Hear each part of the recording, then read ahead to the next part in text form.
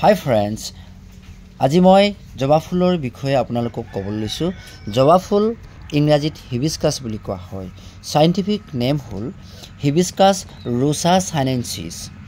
জবা ফুল আমাৰ প্ৰায় সকলোৰে ঘৰতে কম বেছি পৰিমাণে দেখা পোৱা যায়। এই ফুল গোটেই 12 মাহেই ফুল ফুলি থাকে। ফুলৰ ৰং ৰঙা যদিও বগা বা আন ধৰণৰ ফুলো দেখা যায়। ফুলপাহত 5 পাহ পাহি থাকে আৰু এডাল দণ্ড থাকে। এই দণ্ডডালতে পুংস্তবক ৰেণুবোৰ লাগি থাকে।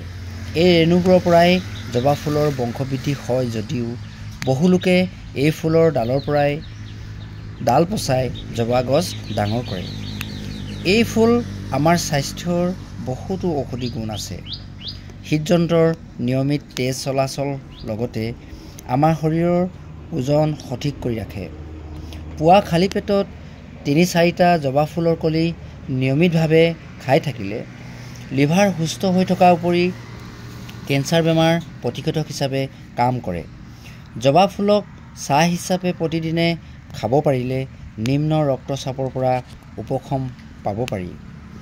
জবা ফুলে আমাৰ শৰীৰৰ পাকস্থলীৰ বদ হজম হোৱাটো সহায় কৰে।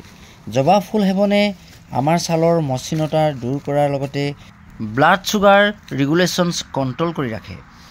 গতিকে ফ্ৰেণ্ডছ, জবা ফুলৰ কলি নিয়মিত সেৱন কৰি নিজৰ লগতে আন বহুজনৰ উপকৃত হ'ব বুলি আশা ৰাখিলোঁ। ধন্যবাদ।